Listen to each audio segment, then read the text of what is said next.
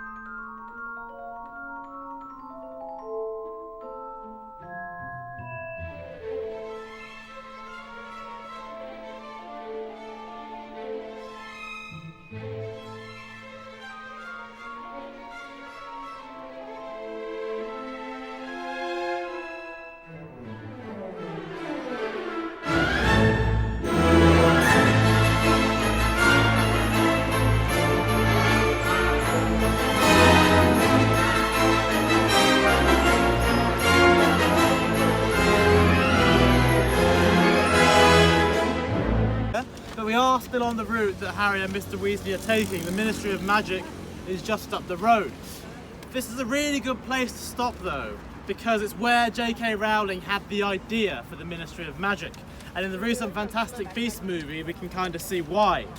Over there, we've got Big Ben, House of Parliament. Right there is the Ministry of Defence. That white building there is the Foreign Office, and the black gates behind me are the gates 10 Downing Street, where Boris Johnson is currently sweating over Brexit. I'm trying to figure out what on earth he's going to do. All of these buildings are connected beneath the ground by a network of tunnels. They were originally built so that politicians could, in times of crisis, go and speak to each other without being on the street, without being in danger. Nowadays, they're used so they can have cups of coffee and never have to bump into tour groups like us. But the idea for the Ministry of Magic is that it's connected to all of these tunnels. It's here and it's really deep in the ground. So the further you go through those tunnels, the darker they get, they become green and glowing, and they become magical. And we're going to go and find the entrance to the Ministry of Magic, the one that J.K. Rowling walked past and was like, huh, that's a good idea, and explain why.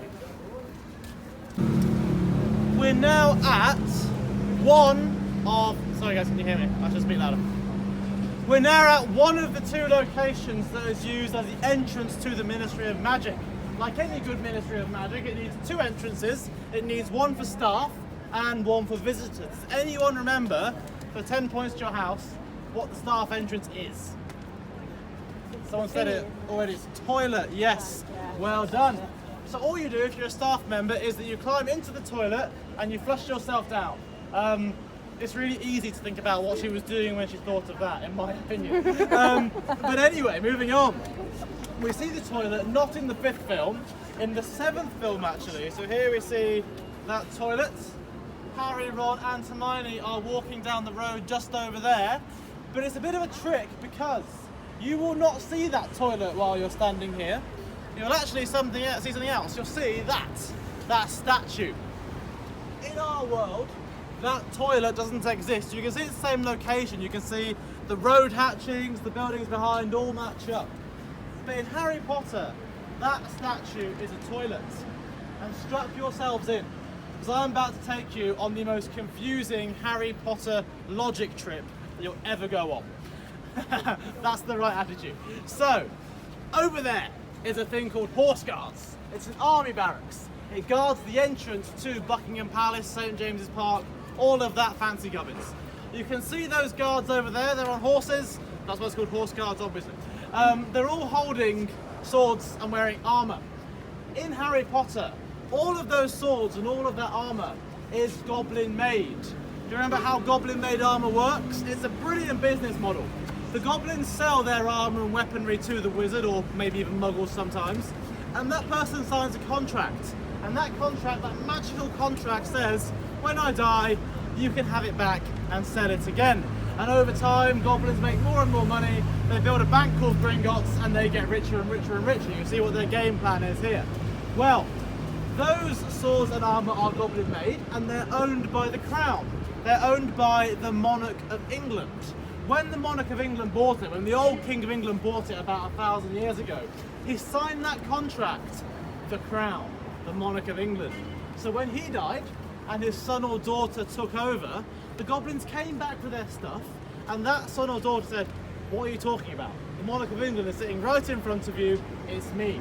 The goblins were bound by their own magical contract to leave those weapons there for as long as there is a king or queen in England. And that's why the goblins hate the British.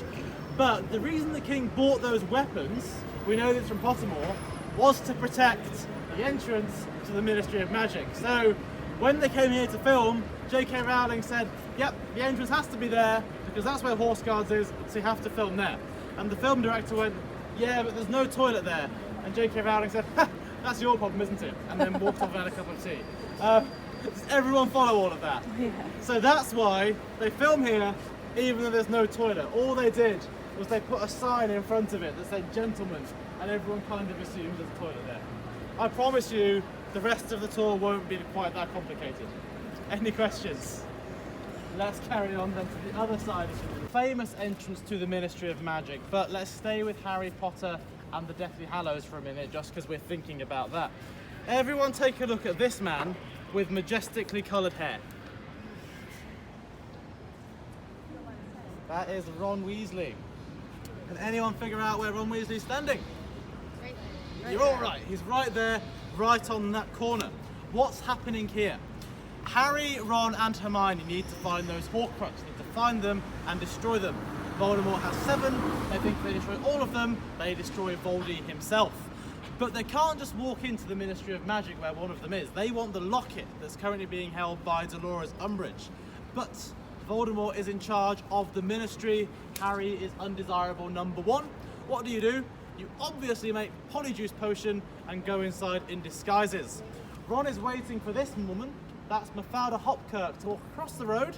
She's going to go in that direction and head back towards the staff entrance. They've all kind of thought about it in kind of cool ways.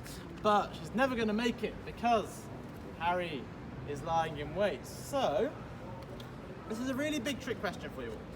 If Ron's there, where's Harry? There. That always happens, it's great. No, he's there. Everyone always points in different directions. it's a trick question because he is there, but he's not there, because what they actually did was they changed it all up. They messed with the geography of him.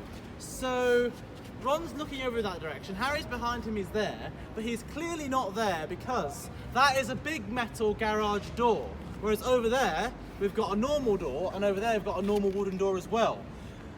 When they came to film here, London is the second most filmed location in the world, and it kind of has its own look, its own vibe.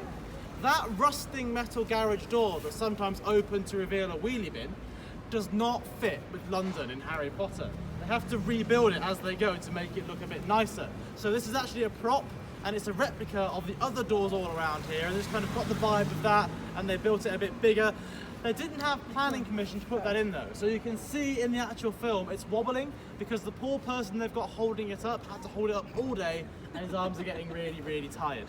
In a second they all emerge as Albert Runcorn, Reginald Catamon and Mafalda Hopkirk, and then they themselves go off to the staff entrance, and we've caught up with where we were about 5 minutes ago. But there's a more famous entrance to the Ministry of Magic. Someone shout it out. Do you know what it is? Yes, phone box. And that phone box is, I promise you, right here, even though it's now invisible and we can't see it. So let's come around the corner and I'll show you where the phone box should be. What? Do you want that?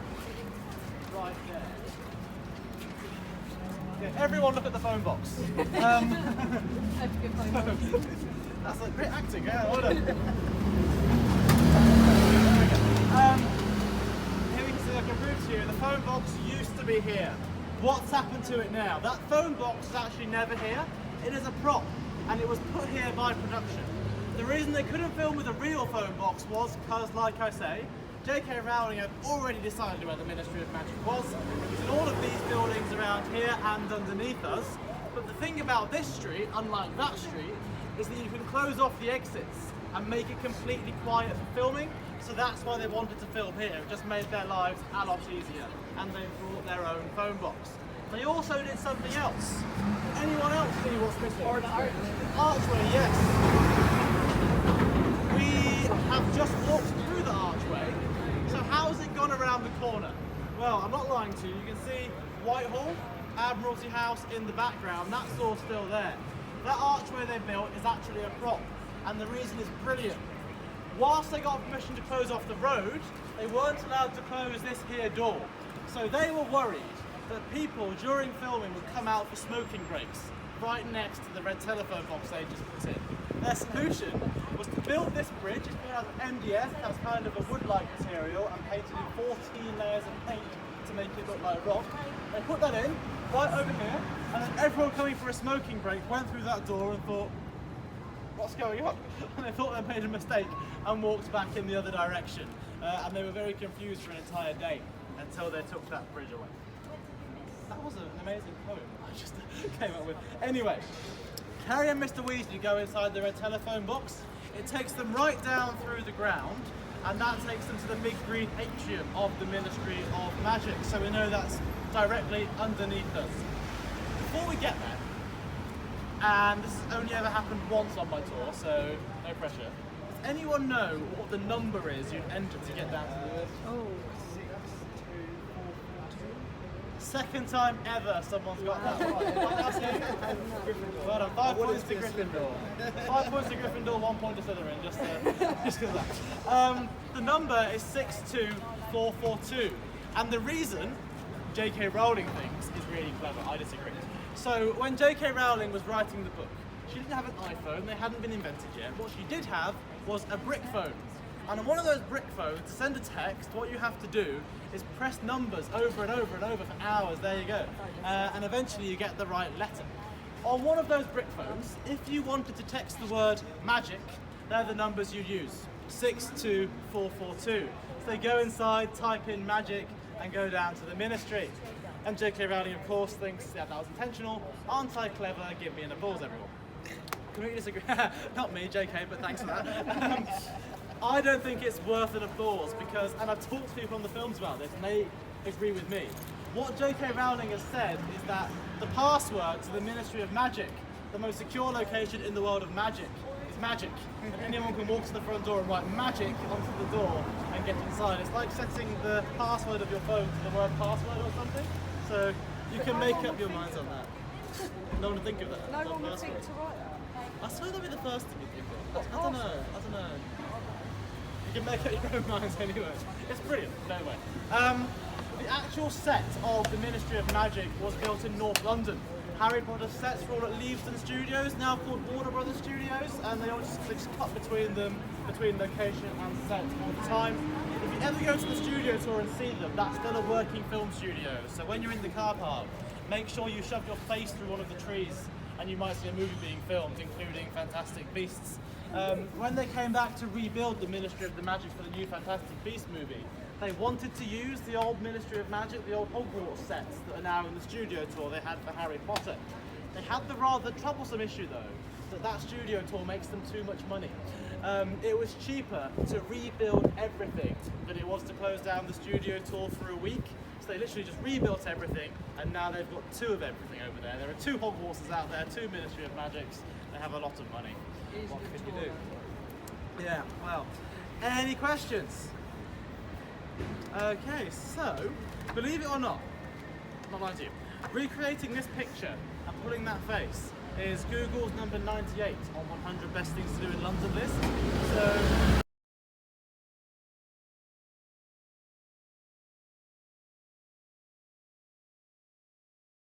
our next stop, and normally I do a big reveal of what we're talking about, but you've already got it. We're talking about a staircase. So this is St. Paul's Cathedral. In the winter you can see it a little bit better when there are leaves on the trees, but let's move past that. St. Paul's Cathedral is the 4th but maybe 5th cathedral to stand on this site. Didn't make that up. It's on top of Ludgate Hill, yes, on top of Ludgate Hill. We don't know how many St. Paul's cathedrals there have been. That's because when the previous one burnt down in the year 1666 with the Great Fire of London, it burnt down with all the previous records of all the previous cathedrals that have been here. So we just don't know. What we do know is that it was rebuilt by a man named Sir Christopher Wren, and his office was in that corner of the cathedral.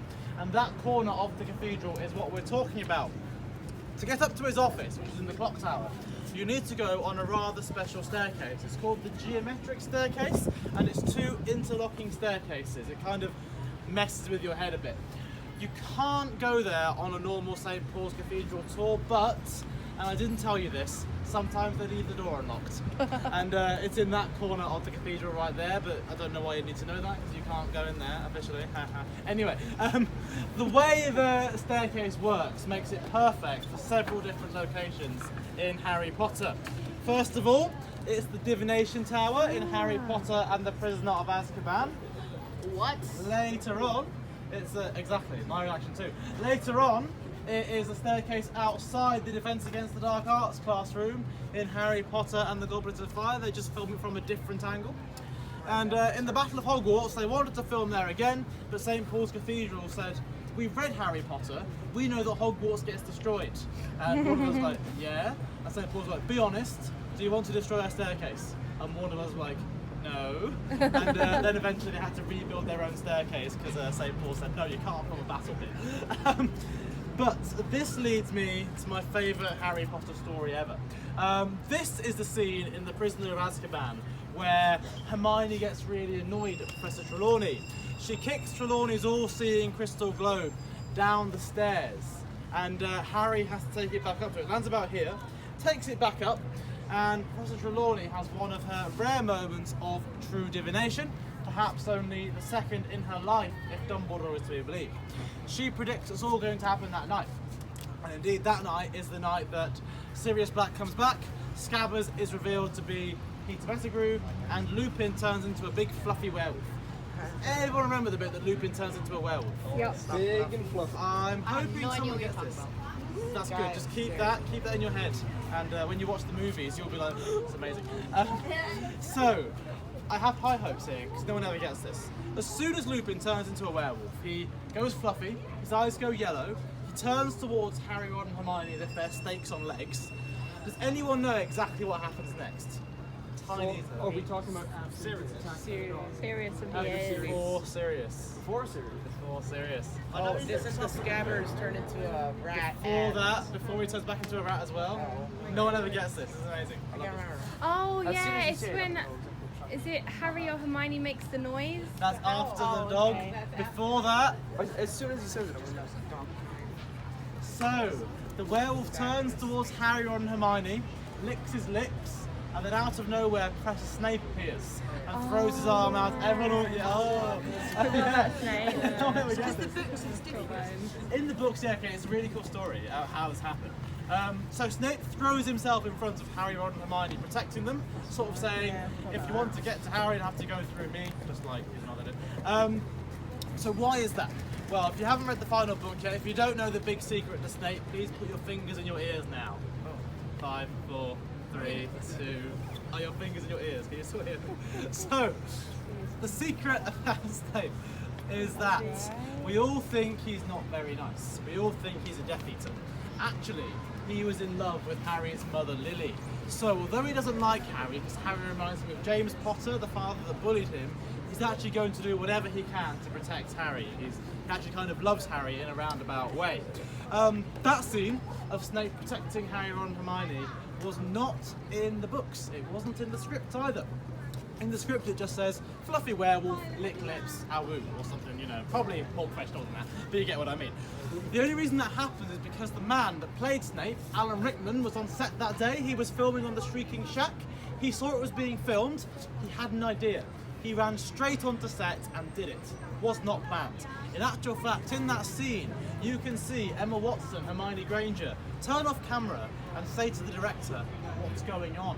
And just after that, if they hadn't cut, you would have heard the director shout, cut! Alan, what are you doing, you raving lunatic? Get off my set. Alan Rickman basically said something along the lines of, no, Alfonso, trust me, I know more about Snape than you do, and if you don't let me do this, in a few years you're going to like a right muppet, because there's going to be a scene where Snape sees Harry in danger and then runs off. That can't happen. Yeah. So Alfonso Cuarón, the director, thinks, oh dear, that's a bit scary, and he lets Alan Rickman get away with it. Happily, that worked out because now we know why it happened, now we know it makes sense. But it turns out Alan Rickman was the only person in the world that J.K. Rowling told the ending of Harry Potter to before it happened. She hadn't told her husband, hadn't told her children, hadn't told the film directors. She hadn't even told the guy that wrote the film, Steve Kloves. But she had told Alan Rickman, and that's why throughout the entire film series you see moments of Snape doing quite nice things. For example, another moment is in The Half-Blood Prince when fingers in ears here at The Half-Blood Prince. In The Half-Blood Prince, when Snape does that certain deadly thing to that certain guy with a beard, you can see that Alan Rickman is doing it from a position of, you've told me to do this but I don't want to do it. He's acting it in different ways all the time. Anyway, you can take your fingers out your ears right now. We come back here for the Fantastic Beasts movies. If you haven't seen it, don't worry, this isn't really much of a spoiler, but this is where we first meet young Dumbledore, played by Jude Law, who in my opinion is completely miscast and not wearing the right style of clothes to be Dumbledore. You all agree? Okay. First time we see Dumbledore is up there by the same clock tower. News Commander apparates onto the dome right there and he says, Dumbledore, if we're having a top secret wizard meeting, why are we having it on the roof of the most famous building in the country where everyone can see us? You're an idiot. So Dumbledore gets his wand out, shouts Nimbulus, and all the old fog and smog that used to surround the city rises up and obscures them. That is a brilliant in-universe explanation for the fact they had to use green screen to do all these scenes, because London doesn't look like it did in 1929. So it just kind of hides that fact and no one questions it unless you really think about it. Any questions? Let's carry on. You'll all hopefully recognise. That is Millennium Bridge, and that was a very famous location in Harry Potter. It's the bridge the Death Eaters destroyed in Harry Potter and the Half-Blood Prince, and it has some amazing stories attached to it. So, here we are. On the top we can see the bridge full of people. On the bottom we can see the bridge not full of people because the bridge is falling into the water. So what's happening here? Voldy, that's the evil wizard with no nose, wants the Elder Wand. He doesn't know where it is. He's heard a rumour that Mr. Ollivander, the British wand maker, has heard a rumour that Gregorowicz, the German wand maker, has heard a rumour that he knows where the Elder Wand is. And through all of these rumours, Voldemort finally tracks down the Elder Wand to Dumbledore's tomb, and he thinks that'll make him more powerful than the most powerful wizard of all time, Gandalf the White. Something else like that. Anyway, moving on. Along the way to Diagon Alley, the Death Eaters, because they're Death Eaters, have to cause some general death and destruction, otherwise no one's scared of them. So they decide to take their anger out on that bridge. They fly over London in the form of clouds of black smoke, wrap themselves around that bridge and pull it right down into the water. What's happening now? But the special thing about this is that didn't happen in the books. In the books, this scene never takes place. Happens in the movies for a few reasons. Number one, David Yates wants an Oscar. The director wants an Oscar. He thinks, great, I'll destroy a bridge, will get me an Oscar, and he did, so fair play to him. Other reason is that this bridge is in fact not a bridge, it is a national embarrassment. This bridge opened in the year 2000. It was open for 3 hours, but it was closed again for 3 years. Hadn't been designed properly. The bridge was swaying up to 7 centimetres in either direction, about the same as this section of the wand. If it had swayed for a bit longer, that would have been the entire bridge right down into the water. Goodbye bridge. The bridge we see being destroyed here is not any ordinary CGI, computer imagery. What it actually is an engineering kind of prediction of how the bridge might have fallen into the water had it carried on that day. The bridge did get fixed and it doesn't wobble so much. It does still wobble 1 centimetre in either direction, so with that, is everyone ready to walk across it? Yeah. I think you're all good. Do you remember Deploying across the bridge also does create a small problem for Harry Potter. Does anyone know when Harry Potter's set? Sets or sets? What years? Oh, 1997? Yeah, actually, yeah. The first book is 1991, the last book is 1998, so that's when the Hogwarts happens. How can the Millennium Bridge be in Harry Potter? It's not built until the year 2000. How can Mr. Weasley be using Oyster card barriers when they weren't invented until 2004? The movies have a really weird relationship with time. On one hand, J.K. Rowling is like, I'm J.K. Rowling, I'm right all the time. Harry Potter movies are set in the 1990s. On the other hand, you've got the director saying, but JK, we're making the movies in the year 2011, we need to make them look modern, otherwise people will think it looks weird. So they oftentimes just come to complete loggerheads and you get moments like this. That resulted in a deleted scene from Harry Potter and the Deathly Hallows, and I'm sure this was on purpose. You get Uncle Vernon Dursley. He's reading a newspaper from September 1997. Harry Potter. At the same time, he's scrolling through the same news story on his brand new iPhone in his other hand, and then he climbs into his brand new Land Rover Discovery. I'm sure the director put that in just to kind of get one back at JK for making his life difficult throughout the movies. Any questions? Okay, let's go across the Wobbly Bridge. It's the problem with having one bridge with a famous name and one bridge which looks famous.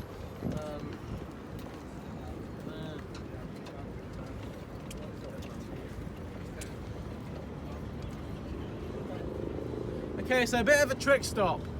No Harry Potter was actually filmed here, but we are talking about the entire Thames River, because Harry Potter did film with the entire Thames. He visited here when they first visited 12 Grimmauld Place in Harry Potter and the Order of the Phoenix. So there we go. That's not the right one, that's the Leaky Cauldron. I've gone too far, going back. There we go. There's Harry on the Thames. You can see behind him, as behind me, the HMS Belfast and Tower Bridge. They fly to 12 Grimmauld Place and they see pretty much every major London landmark apart from one. They don't see the London Eye. And that's because there are some strange rules with what you can and can't do with the London Eye. And I can give you the full political story if you want, but basically it came down to the fact that if the London Eye was in Harry Potter, people that own the London Eye, Coca-Cola, wanted it to be in its geographically correct position. So that means they would have had to show every leg of the Thames up to the London Eye. In a movie that's already 2.5 hours long, that is never going to happen, so the London Eye wasn't in there. The reason I tell you this story is because a few years ago, one enterprising tour guide in our office, Jess, someone asked him on a tour, "Why is that?" And he went, "I don't know, I'll figure it out." So he emailed into Coca-Cola, and he kept emailing, and he finally got to speak to someone that kind of was there when it all happened. And that guy said, the reason that we have that rule is so that when tourists come to London and their only map is a DVD copy of Harry Potter, they can still find us. And that's all we got. That's the only reason we got. And to this day, I don't know if they were taking a joke or if they were just thinking about this in a really weird way. Anyway, any questions? Let's carry on.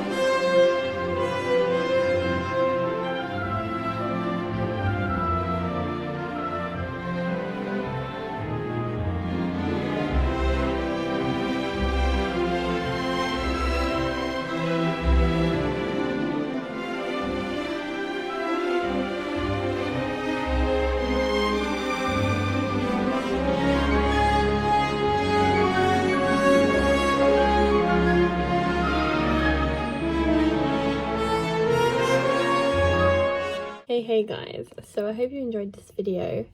Obviously it hasn't been like recently that we did all this stuff. We did this back in 2019, and I believe the Harry Potter studio tour was in 2018 possibly. I can't exactly remember when we went, but we are wanting to go back this year at Christmas for Christmas in the Snow. We would love to do the Halloween one as well one day. But yeah, so this was prior to COVID, a few years ago, but I wanted to put all this videos together to kind of show you like what Harry Potter themed stuff you can do in London when you are allowed to go. There's a few places I didn't include in here because I didn't have any footage from, but another place I recommend going is Platform 9 3/4, which is at King's Cross, London. They have like a wall bit that's got the trolley that's halfway in the wall. It's got Platform 9 3/4 up there, and you can take pictures there. You can like buy professional photos, but you can take your own as well.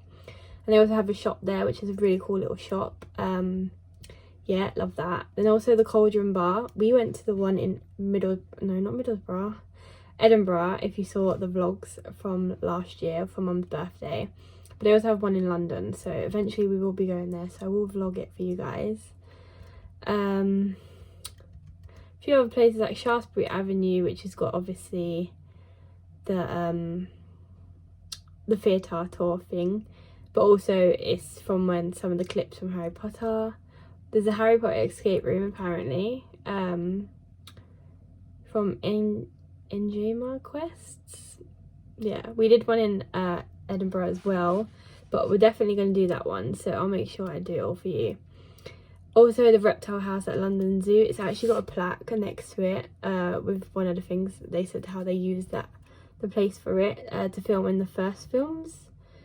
Diagon Alley, which is Leadenhall Market, which is like borough, so it's a really cool market. And yeah, that's where she got the idea from. And then the Leaky Cauldron is it's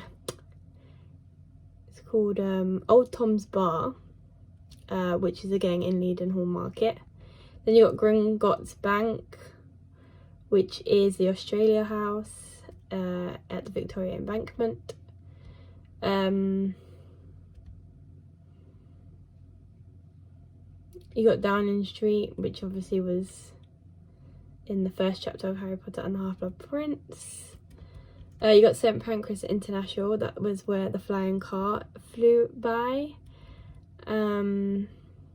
Millennium Bridge, which was mentioned in the Harry Potter tour clips. Yeah, so there's quite a few places, but even if you just like Google, a quick Google search, and it will show you all of these cool places that you can do, and that you don't have to pay for like a walk-in tour. You can literally just find it out all on Google and go yourselves, which is really cool. But if you like me, a tour might be easier. So yeah, but it was a fun day overall. Like, Harry Potter is everything. So, you know, why not have a Harry Potter day in London? You know, have one in Edinburgh as well, because there's so much to do in Edinburgh too. They have a Harry Potter walking tour in Edinburgh. I think you can do a free one, which I didn't realise until after we had paid for one, which is a bit annoying. But yeah, so Harry Potter, obviously you got to do it. Definitely recommend the studio tours as well, and everything we did in this vlog. So yeah, I hope you enjoyed it. If you did, please let me know. Let me know if you do any of these things, or if you're a Harry Potter fan, or if you've done any of these. I'd love to hear. So just drop us a comment down below and I'll comment back to you. Yeah, so I'll see you in next week's video. Bye guys.